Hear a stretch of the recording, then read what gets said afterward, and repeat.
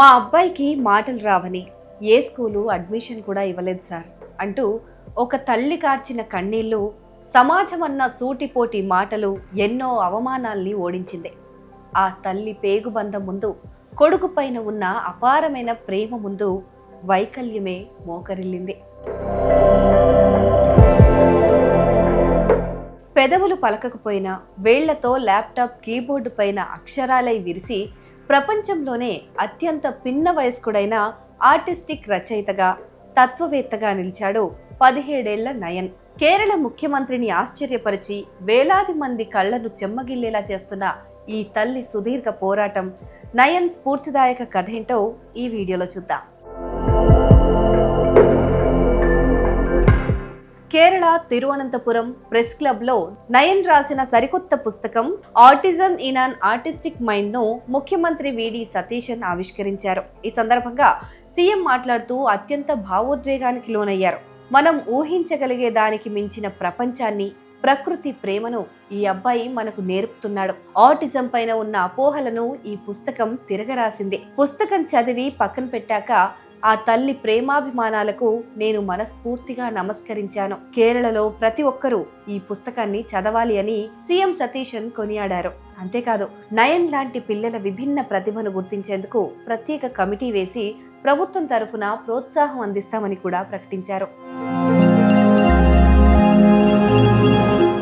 కొల్లాం జిల్లాకు చెందిన శ్యామ్ ప్రియాంకల కుమారుడే ఈ నయన్. 2 ఏళ్ల వయసులో తమ బిడ్డకి ఆటిజం అని తెలియటంతో వాళ్ళు ఎంతగానో బాధపడ్డారు. 5 ఏళ్ల వయసులో వేళ్లతో చూపిస్తూ భావాలు చెప్పడం చూసి తల్లి ప్రియాంక ల్యాప్టాప్ ద్వారా టైప్ చేయడం నేర్పించారు.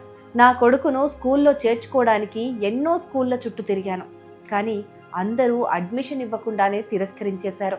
ఎంత బాధపడ్డానో నాకు మాత్రమే తెలుసు. నా కొడుకులోని ప్రతిభను ఈ ప్రపంచం గుర్తించి ఆదరిస్తే అదే నా జీవితానికి సార్థకత అంటూ తల్లి ప్రియాంక చెప్పిన మాటలు ప్రతి ఒక్కరిని కంటతడి పెట్టిస్తున్నాయి.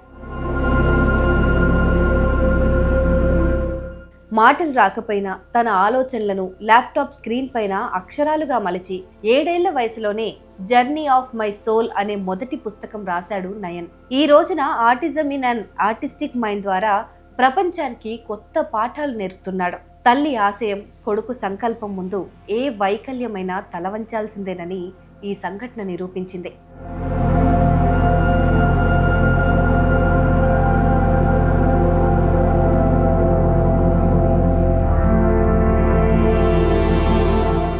ഒരു മോഡലാണ് ഈ അമ്മ. എല്ലാ അമ്മമാർക്കും ഉള്ള ഒരു മാതൃക കൂടിയാണ്, അറിയാതിരിക്കാൻ പറ്റും.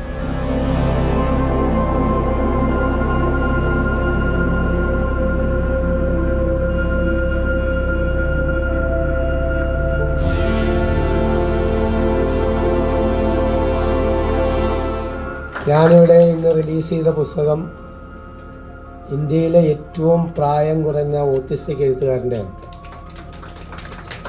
ഞാനിന്ന് റിലീസ് ചെയ്ത ഈ പുസ്തകം ലോകത്തിലെ ഏറ്റവും പ്രായം കുറഞ്ഞ ഓട്ടിസ്റ്റിക് തത്വചിന്തകൻ്റെതാണ്. എന്തൊരു അഭിമാനമാണ് ഈ കുട്ടി നമുക്കെല്ലാവർക്കും. ഞാൻ ഈ പുസ്തകം വായിച്ചപ്പോൾ നിറകണ്ണുകളോടുകൂടിയാണ് വായിച്ച് അവസാനിപ്പിച്ചത്. എനിക്ക് തോന്നി, ആർക്കാണ് ഡിസബിലിറ്റി? നമുക്കൊക്കെയാണ് ഡിസബിലിറ്റി. അവർക്കൊന്നും ഒരു ഡിസബിലിറ്റി ഇല്ല, അവർക്ക് ഡിഫറൻസ് ആണ്.